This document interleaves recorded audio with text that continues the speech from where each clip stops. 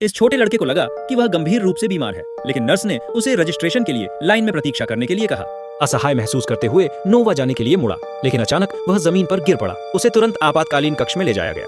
Nurse को उसकी जेब में एक बोर्डिंग पास मिला और जब लिसा ने उस पर जानकारी देखी तो उसने तुरंत चिकित्सा कर्मचारियों को रुकने का निर्देश दिया। उसने सभी को मास्क लगाने के लिए कहा और फिर उपस्थित चिकित्सक को बुलाया। पता चला कि नोवा अफ्रीका से संयुक्त राज्य अमेरिका आया था और उसके लक्षण इबोला वायरस के संक्रमण से मिलते जुलते थे। फिर नोवा को एक आइसोलेशन वार्ड में ले जाया गया और सभी चिकित्सा कर्मचारियों को सुरक्षात्मक गियर पहनना आवश्यक था। उन्हें यह पुष्टि करने की आवश्यकता थी कि नोवा इबोला वायरस से संक्रमित है या नहीं। उसी समय एक FBI एजेंट अस्पताल पहुंचा।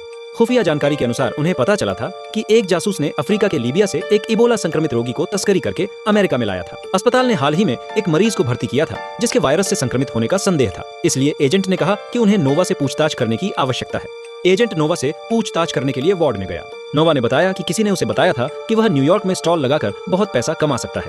जब तक नोवा अपनी कमाई का कुछ हिस्सा साझा करता, वह व्यक्ति उसे सामान और अमेरिका के लिए आने जाने का टिकट मुहैया कराता। न्यूयॉर्क आने से पहले उस व्यक्ति ने नोवा को वैक्सीन भी लगाया था। एयरपोर्ट से बाहर निकलते ही नोवा को अस्वस्थता महसूस होने लगी थी। इस बिंदु पर उपस्थित चिकित्सक ने कहा कि नोवा को बस दूसरों ने गुमराह किया है। अगर उसे वास्तव में किसी जासूस ने भेजा होता तो वह इलाज के लिए अस्पताल नहीं आता। चिकित्सक की बातों ने एजेंट को सफलतापूर्वक आश्वस्त कर दिया। हालांकि नोवा की हालत अचानक खराब हो गई। लिसा तुरंत नोवा की सहायता के लिए दौड़ी। उसे पहले से ही सांस लेने में कठिनाई हो रही थी। लिसा ने जल्दी से उसे बताया कि ऑक्सीजन मास्क कहाँ है और उसे खुद ही उसे पकड़ने के लिए कहा। नोवा ने उसे पकड़ने की कोशिश की, लेकिन मास्क तक पहुंचने से पहले ही वह बेहोश हो गया।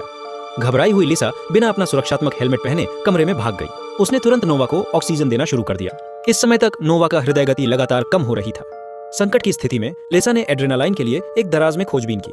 सौभाग्य से एड्रेनालाइन देने के बाद नोवा का हृदय गति सामान्य हो गई। हालांकि एक अप्रत्याशित घटना घटी जब लिसा के दस्ताने दराज से फट गए और उसके हाथ नोवा के खून के संपर्क में आ गए। चूंकि इबोला वायरस रक्त के माध्यम से फैलता है, इसलिए लिसा को जल्द ही अलग कर दिया गया। अगले दिन FBI एजेंट ने अच्छी खबर दी। उन्होंने जासूस को सफलतापूर्वक पकड़ लिया था और पूछताछ के बाद उन्हें पता चला कि जासूस ने लेसोवायरस को इबोला वायरस समझ लिया था। नोवा के शरीर में इंजेक्ट किया गया वायरस वास्तव में लेसोवायरस था। हालांकि लासोवायरस जानलेवा हो सकता है, लेकिन अगर समय रहते इसका इलाज किया जाए तो इसका इलाज संभव है। मौके पर मौजूद सभी लोगों ने नोवा के लिए राहत भरी आवाज में तालियां बजाईं और लिसा की बहादुरी से बहुत प्रभावित हुए।